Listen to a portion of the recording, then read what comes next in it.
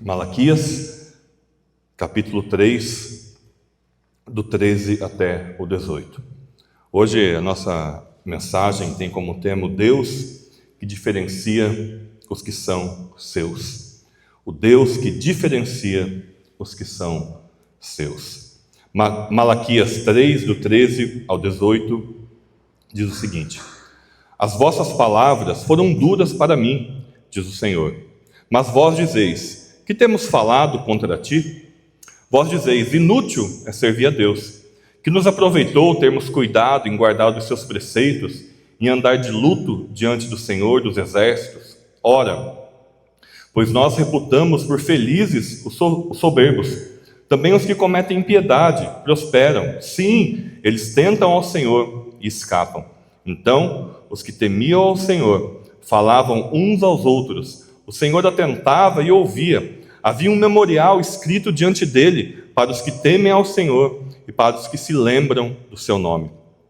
Eles serão para mim particular tesouro naquele dia que prepararei, diz o Senhor dos exércitos. Poupá-los-ei como um homem poupa a seu filho que o serve. Então vereis outra vez a diferença entre o justo e o perverso, entre o que serve a Deus e o que não serve. Amém. Glória a Deus. Feche os olhos, vamos orar. Pai, obrigado mais uma vez pela Tua palavra, a Tua palavra que é santa e santificadora. Obrigado, Senhor, porque ela está aqui, nós temos acesso a ela, ela está em português. Pai, mas nós sabemos que nós só iremos compreender a Sua palavra se o Seu Espírito Santo se revelar. Então, Senhor, nós pedimos agora humildemente: Espírito Santo de Deus, revela-nos a palavra. Espírito Santo de Deus, mostra aquilo que o Senhor deseja de nós, da nossa igreja. Espírito Santo de Deus, fala conosco esta noite. Senhor, que eu seja um canal de bênção aqui para trazer somente aquilo que o Senhor deseja para o seu povo. Ô Espírito Santo de Deus, fala conosco através da Tua palavra. Nós precisamos ouvir a Tua voz. Espírito Santo, fala conosco e fica conosco. É a nossa oração em nome de Jesus. Amém e amém.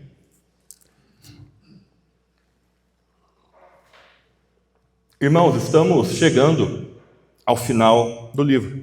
Se Deus nos permitir, semana que vem nós encerramos o livro do profeta Malaquias. E tantas coisas até hoje nós vimos ao longo aí desses quase 4 meses que estamos trabalhando neste livro. Irmãos, e semana passada, na verdade nas 3 últimas semanas que estivemos aqui, nós falamos sobre a questão financeira. Nós falamos aqui sobre as contribuições, nós falamos sobre dízimos, sobre ofertas, enfim, tudo aquilo que Malaquias estava retratando no seu livro.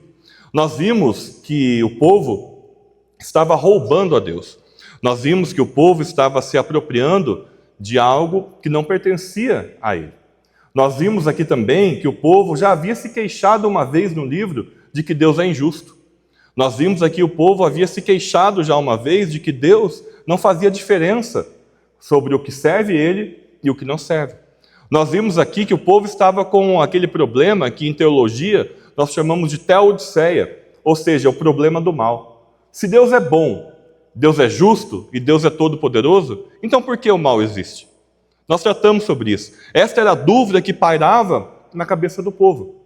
E o povo chegava a se perguntar: onde está então o Deus do juízo? Se o ímpio pratica o pecado, se o ímpio faz aquilo que é mal diante dos olhos do Senhor e nada acontece com ele, onde está o Deus do juízo?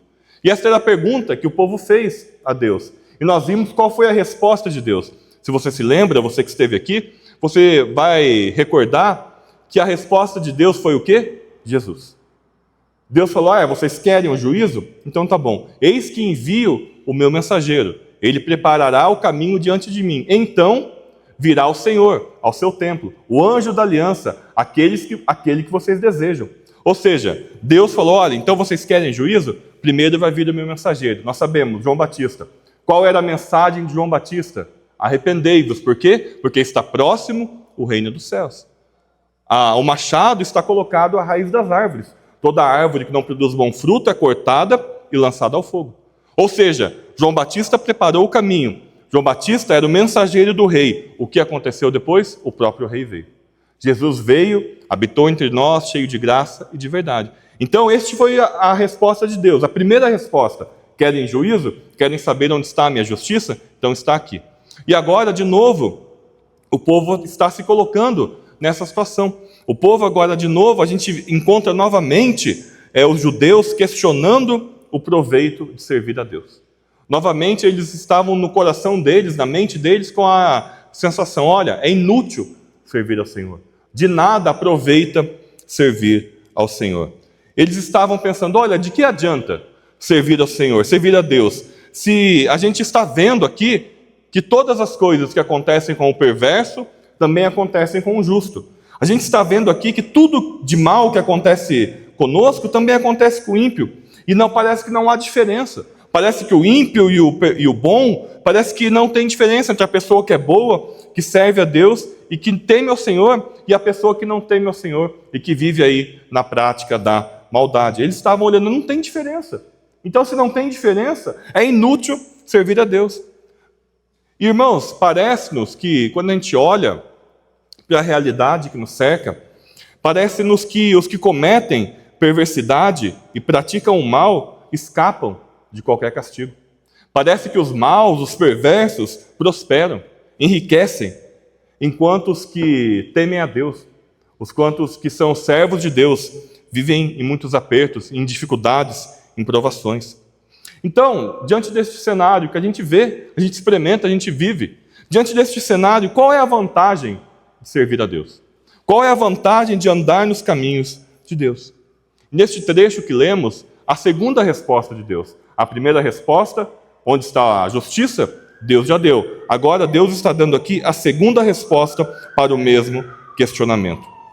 Como eu falei para vocês aqui, na primeira vez, Deus responde dizendo que a diferença entre o justo e o injusto começaria a se manifestar. Ele enviaria o seu mensageiro, depois o próprio Deus viria, purificaria os sacerdotes para que eles prestassem então um culto verdadeiro e que agradassem a Deus. O mensageiro, como eu falei para vocês, veio, João Batista. O reino dos céus começou. Foi inaugurado ali o reino dos céus. Agora, depois de João Batista, o rei desceu. O rei morreu, o rei ressuscitou. O rei voltou aos céus. O rei regressou e em breve o rei voltará para nos buscar. Então este é o cenário. O reino de Deus já se iniciou. Mas o povo ainda não estava satisfeito com essa resposta. E Deus, então, vai agora dar mais uma resposta para a mesma pergunta. Desta vez agora, Deus ele vai responder que vale a pena servi-lo. Que Deus vai informar, por meio do profeta Malaquias, que vale a pena servi-lo, por quê? Porque ele preparou algo. Ele preparou um grande dia, no qual, neste dia, Deus vai resolver esse problema de uma vez por todas. Este problema que nos aflige, por que o mal existe?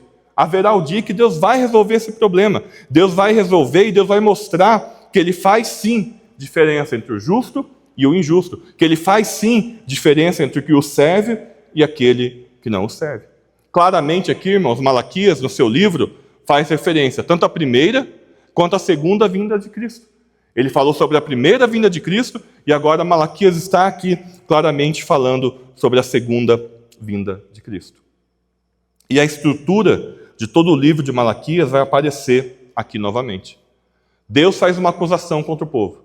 O povo se defende de maneira cínica e Deus traz então uma sentença. Deus traz uma manifestação final sobre aquele assunto.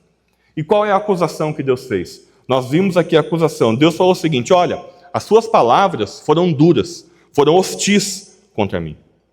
Ou seja, Deus estava se sentindo ferido. Deus estava se sentindo desonrado com as palavras duras do seu povo. E o povo, então, com aquele cinismo que lhe é peculiar, o povo retruca. Mas o que nós temos falado? O Senhor está se sentindo ofendidinho? O que nós temos falado contra o Senhor que está te ofendendo tanto assim? Ou se a gente fosse tratar, nos nossos dias, versão atualizada, por que tanto mimimi? Por que o Senhor está se doendo tanto? O que tanto nós estamos fazendo para o Senhor, que o Senhor, então, está se doendo tanto? Irmãos, nós vemos aqui uma constante no livro, a falta de arrependimento. Nós vemos aqui que mesmo o profeta chamando o povo ao arrependimento, não há quebrantamento, não há arrependimento, Não há disposição do povo para assumir os seus próprios pecados. E no versículo 14 que nós vimos, Deus vai reproduzir as palavras do povo. Deus vai reproduzir aquilo que o povo estava dizendo. E o que o povo, então, o que tinha no coração deles, que eles estavam verbalizando, era o seguinte: que vantagem há de servir a Deus? Que vantagem há de guardar os seus preceitos? Que vantagem há em andar de luto, em lamentar diante do Senhor dos Exércitos? Irmãos, nós falamos um pouquinho aqui sobre o contexto. Se o povo estava pobre, quase vivendo em miséria, se o povo estava agora oprimido por uma nação estrangeira, se tudo estava indo mal, a política corrompida, a religião corrompida, a sociedade corrompida, tudo estava indo mal, então de que adiantava servir a Deus? Por que então continuar servindo a Deus numa situação como essa? Por quê? A impressão que o povo tinha era que os ímpios faziam, pecavam, provocavam a Deus, praticavam toda sorte de mal, e mesmo assim, eles enriqueciam, eles prosperavam, tudo ia bem, e nada de ruim acontecia com eles. E diante deste quadro, então, onde eu sirvo a Deus e tudo comigo vai mal, e o meu vizinho não serve a Deus, e tudo com ele vai bem, por que continuar? Por que servir a Deus se tudo vai mal? Por quê? Não é isso? Então essas palavras, irmãos, elas eram duras, hostis, porque estava em primeiro lugar questionando a justiça de Deus. Se Deus é justo, por que isso acontece? Se Deus é justo, por que tudo isso está acontecendo? Só que note a ironia. Os israelitas queriam prosperar, mas o que eles faziam? Eles traziam animais dilacerados, carniça, traziam animais coxos, traziam o que sobravam para Deus. Eles roubavam a Deus nos dízimos e nas ofertas. Eles abandonavam as esposas legítimas deles, estavam se casando com adoradoras de deuses estranhos. Eles davam a Deus apenas aquilo que sobrava. E mesmo assim, eles ainda queriam ser abençoados por Deus. Olhe que situação. Eles achavam que o que eles faziam estava bom. E mesmo assim, com tudo isso, queriam ser abençoados por Deus. E Deus agora ele está dizendo que haverá um dia em que Ele preparou. Chegará este dia em que Ele poupará os que são dele. Deus fala, vai chegar esse dia. Em Malaquias, aqui 3,16, que nós lemos, fala de uma reunião de crentes. Malaquias 3,16 fala sobre um remanescente fiel no meio do povo. Um grupo que temia a palavra de Deus. Um grupo que, quando ouviu as pessoas, o povo, se queixando de Deus, pronunciando palavras duras diante de Deus, um grupo que se reuniu, e a Bíblia diz que o que eles faziam o quê? Eles falavam uns aos outros. Perceba, eles não falavam com Deus, eles falavam uns aos outros. Diante de toda aquela situação, havia um grupo, um remanescente fiel, que se juntou e falavam uns para com os outros. E Deus os ouviu. Deus os ouviu. Deus estava lá com um memorial. Memorial aqui, literalmente no hebraico, é um rolo de lembrança. Deus é como se Deus tivesse pego um rolo, que é um livro, e Deus ali estivesse escrevendo. Olha, eu estou ouvindo o que eles estão falando. E Deus estava ali, anotando, escrevendo, para uma lembrança futura, o nome daquelas pessoas e o que elas estavam falando. Deus estava fazendo um memorial. Era o costume da antiguidade que os reis tivessem alguém ali que ia junto com eles anotando tudo o que eles faziam. Por isso que nós temos aqui as crônicas. O que são as crônicas, senão as histórias dos reis de Israel? Havia alguém ali que ia escrevendo a história. E Deus estava fazendo isso. Deus estava escrevendo o que ele ouvia. Deus ouvia o povo, o remanescente fiel falando, e Deus estava fazendo um memorial. Deus estava fazendo esse memorial diante dele para os que o temem e para os que se lembram do seu nome. E por que que Deus estava fazendo tudo isso? Por que que Deus estava anotando tudo isso? Para que naquele dia que ele já preparou, naquele dia que Deus vai punir o perverso, naquele dia que Deus vai castigar todo o mal, ele tem uma relação de nomes. Nomes escritos ali que ele vai fazer o quê? Poupar da sua ira. A Bíblia chama este memorial, este rolo de lembrança, do livro da vida.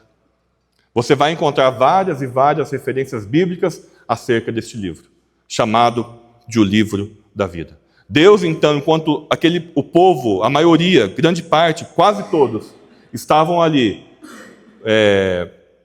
falando palavras duras contra ele. Havia um remanescente fiel. E no meio desse remanescente fiel, Deus estava ali.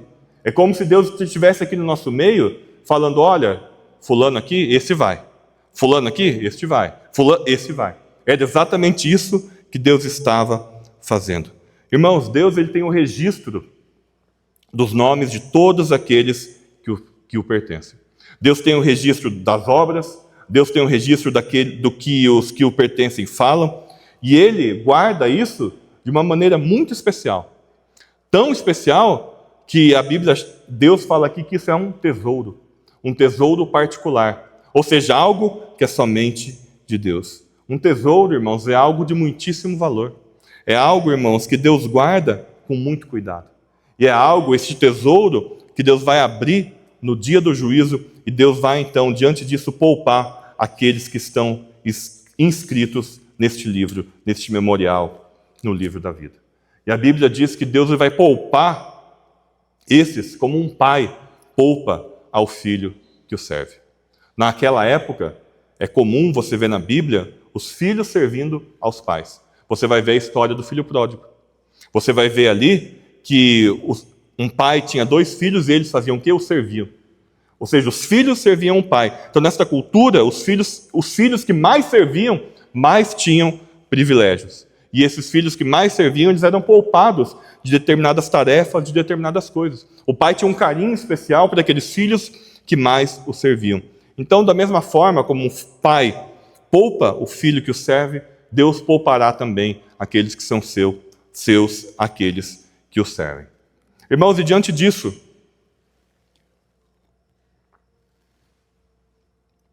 eu quero trazer para nós algumas aplicações práticas para a nossa vida. O que este texto aqui tem a nos ensinar. Em primeiro lugar, irmãos, este texto ele nos mostra que o reino de Deus é já, mas é ainda não. O reino de Deus é já e ainda não. O reino de Deus já começou, mas o reino de Deus ainda não se manifestou em toda a sua plenitude. Quando Jesus veio, pregou, curou enfermos, expulsou demônios, morreu e ressuscitou, o reino de Deus foi inaugurado. Por exemplo, lá em Mateus 18, 28, Jesus diz o seguinte: mas se eu expulso os demônios pelo Espírito de Deus, certamente é chegado o reino de Deus sobre vocês. Jesus não disse que o reino de Deus chegaria, mas que o reino de Deus chegou. João Batista falou, o reino chegou, o reino iniciou. Por exemplo, a gente vê que o reino de Deus já começou. Satanás foi derrotado na cruz. Os crentes já foram transferidos para o reino do Filho do amor de Deus. Isso está lá em Colossenses. Os crentes já receberam o Espírito Santo de Deus como garantia de uma redenção futura. Os crentes já foram feitos filhos de Deus. O reino de Deus já começou. O reino está presente na pessoa de Cristo, na igreja e na ação do Espírito Santo. Mas, ao mesmo tempo, o mundo continua sofrendo em pecado, em morte e injustiça. Ao mesmo tempo que tudo isso aconteceu, a outra parte também é verdade. O mundo continua em pecado, em sofrimento, em morte e injustiça. E é por isso que nós, irmãos, aguardamos a volta de Cristo. Por isso que nós aguardamos a ressurreição dos mortos, o juízo final, os novos céus e a nova terra. Por isso que nós aguardamos a eliminação definitiva do pecado e da morte. Por exemplo, muitos teólogos, para ilustrar essa questão do reino de Deus, que já é e ainda não, utilizam de uma analogia que eu gosto muito, porque eu gosto muito de história. Uma analogia da Segunda Guerra Mundial. Durante a Segunda Guerra Mundial, houve aquilo que é conhecido como o Dia D. O que foi este dia? O dia onde os aliados tomaram de volta a França. Tomaram de volta Paris. Ali, a guerra acabou. Moralmente, a guerra acabou. Não tinha mais como continuar. Mas ainda a Alemanha continuou lutando. O dia D foi aquela que iniciou a derrota. A derrota ali do dia D estava consumada. Mas ela apenas se manifestou totalmente o dia que a Alemanha se rendeu. Ou seja, no dia da vitória, a guerra terminou oficialmente. Então a cruz e a ressurreição seriam um dia D do reino. Já acabou, já aconteceu. A vitória, a Bíblia diz que a vitória já é garantida. Nós já vencemos. Mas o dia da vitória, o dia que tudo vai se consumar, não é o dia D, mas é o grande dia onde a guerra vai terminar, que é a volta de Cristo. A vitória já foi garantida, mas a consumação dessa vitória ainda é futura. E por isso nós, os crentes, vivemos numa tensão. Porque nós podemos experimentar cura, mas nem todos são curados. Nós podemos vencer o pecado, mas a gente ainda luta com o pecado e a gente não consegue ser perfeito, a gente ainda peca. A gente tem a vida eterna, mas a gente morre. A gente ainda parte aqui e a gente ainda morre fisicamente. Então, irmãos, o reino já veio em Cristo, mas ele se manifestará plenamente apenas quando ele retornar. E é por isso, irmãos, que nesta vida, a gente vai, enquanto nós vivemos aqui, a gente vai ver injustiça, a gente vai ver maldade, a gente vai ver o ímpio prosperando e o justo sofrendo. Enquanto o mundo for mundo, enquanto este mundo que conhecemos existir, nós veremos tudo isso. Maldade, pecado, o ímpio prosperando, o crente sofrendo, nós vamos ver tudo isso. Por quê? Porque ainda não terminou. Ainda, esta vitória ainda não foi totalmente consumada. Ela já aconteceu, o reino de Deus já iniciou, mas o reino de Deus ainda não se manifestou totalmente. Então, irmãos, enquanto vivemos aqui, a gente vai ter isso. Vai viver. E nem por isso Deus é injusto. Não é isso? A gente já tratou sobre isso. Não é porque a gente vê todas essas coisas que Deus é injusto. E a segunda lição que nós aprendemos é que servir a Deus não nos garante uma vida fácil. Servir a Deus não nos garante vida fácil. Irmãos, era exatamente o que o povo de Israel gostaria. Se nós somos o povo de Deus e o servimos, então nós queremos viver o melhor dessa vida. Se nós servimos o Deus Todo-Poderoso, o Deus que pode todas as coisas, se nós fazemos parte do povo desta aliança, nada mais justo do que a gente viver o melhor, do que a gente ter o melhor desta vida.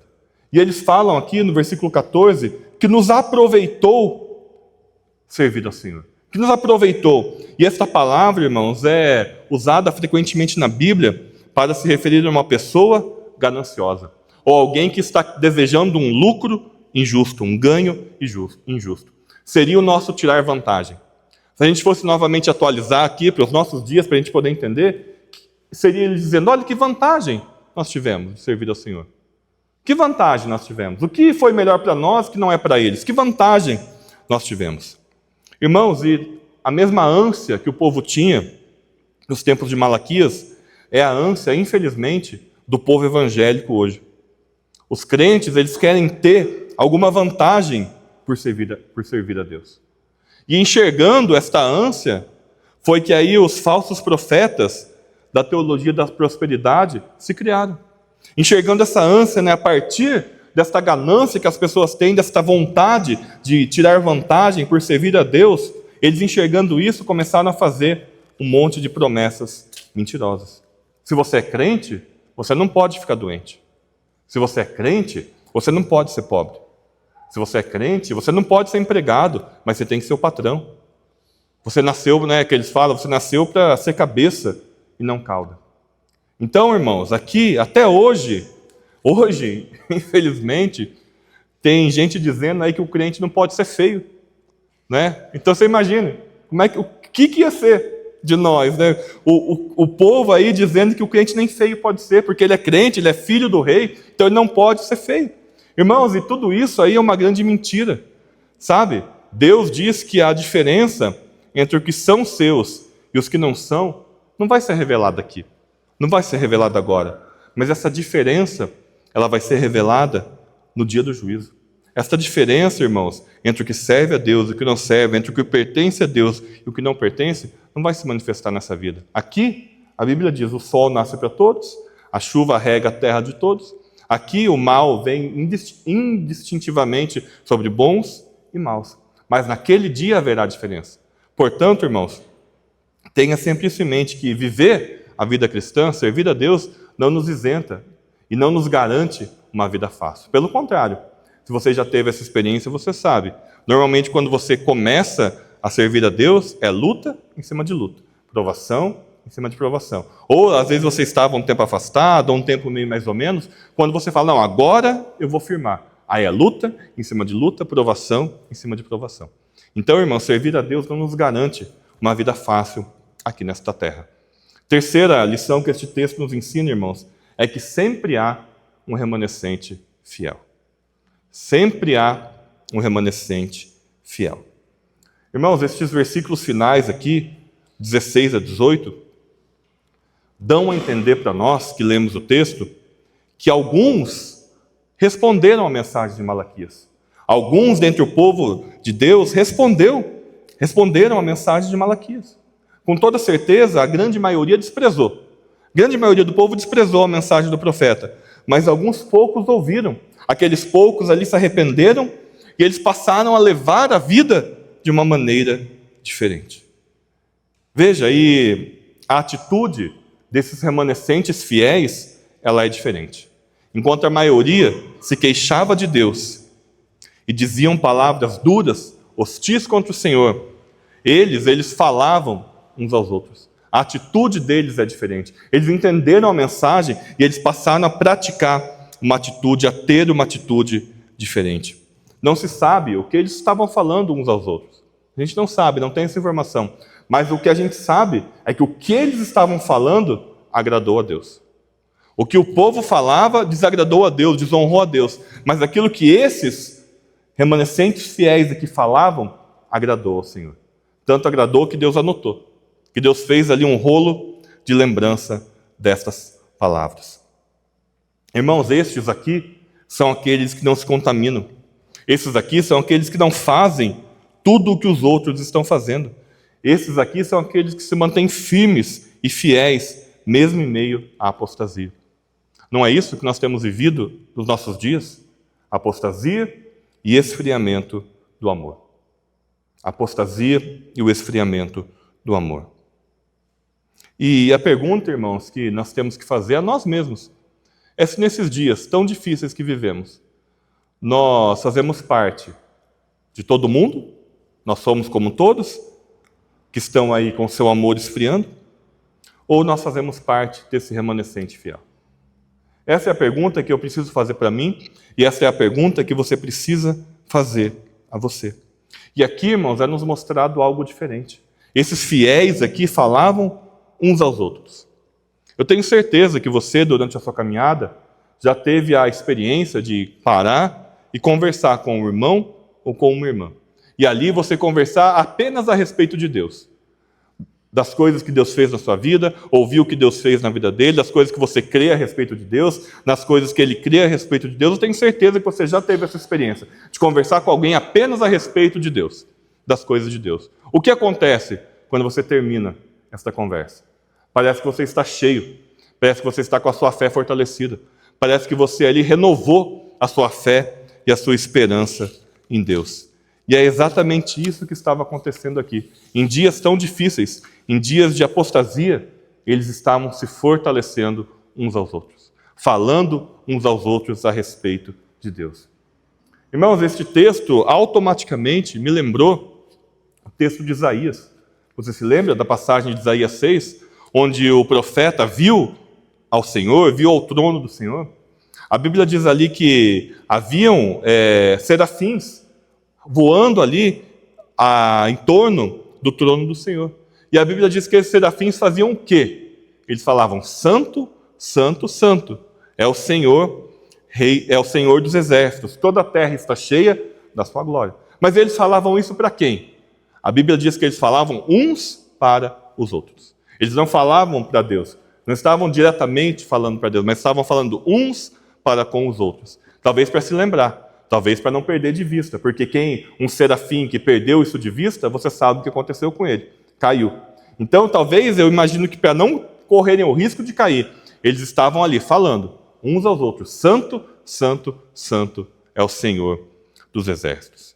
Irmãos, e sempre há nas cartas do Novo Testamento essa orientação. Você vai ver: exortem uns aos outros, consolem uns aos outros, orem uns pelos outros. Dividir a carga da vida cristã nos fortalece, nos mantém firmes, mesmo em meio a tempos de apostasia. E aqui, irmãos, dentro do livro de Malaquias, há algumas características daqueles que se mantiveram fiéis. Eles honram e temem a Deus. Eles guardam a aliança, eles obedecem a Deus nos compromissos conjugais, honram a Deus com seus bens, servem a Deus. Veja, há um remanescente fiel, mesmo aqui, em meio a tanta tragédia que nós vemos no livro de Malaquias, mas há aqui ainda um remanescente fiel. Lembra da Elias?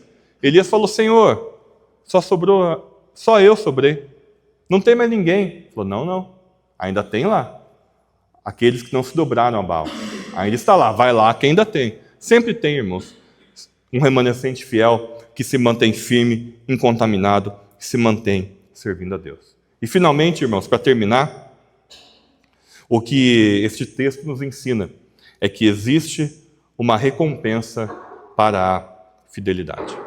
Existe uma recompensa para a fidelidade. Irmão, irmã, você já se imaginou sendo um tesouro para Deus? Você já se imaginou estar nessa condição, nesta posição tão gloriosa, nesta posição tão grandiosa? Já pensou, a gente vê às vezes uma imagem de filme, né? A pessoa que tem um baú, que ela guarda um tesouro e ela abre aquilo. Já se imaginou se Deus pegasse um baú nas mãos, Ele abrisse aquilo e você estivesse ali dentro? Você já pensou na grandiosidade dessa promessa que Deus está fazendo aqui para nós? Irmão, será que não vale a pena viver de tal forma que agrade a Deus, para chegar naquele glorioso dia do juízo e estar nessa posição? Será que não vale a pena nós servirmos a Deus e chegar naquele dia e receber esta recompensa, este prêmio? Será que não vale a pena, irmãos, dar a Deus o lugar de honra nas nossas vidas? Servi-lo de todo o coração, honrá-lo com os nossos bens, dar a Ele o nosso melhor, para depois receber a recompensa? Em Apocalipse, irmãos, 22, 12, Jesus diz o seguinte: eis que venho sem demora, e comigo está o galardão, a recompensa, que tenho para retribuir a cada um segundo as suas obras. Há uma recompensa que nós vamos receber. Há uma recompensa. Por aquilo que nós fizemos, por aquilo que nós vivemos diante do Senhor. Esta recompensa é diferente da vida eterna. A vida eterna nós vamos receber pela graça. Mas há uma recompensa por trabalhar, por servir, por estar aqui na casa do Senhor, por contribuir na casa do Senhor. Tudo isso é uma recompensa que a Bíblia chama de galardão. Mas a recompensa maior, o prêmio maior, eu fiquei pensando no texto de Lucas 10. Jesus, se você se lembra do texto, Jesus já tinha separado os 12 discípulos e agora ele separou mais 70.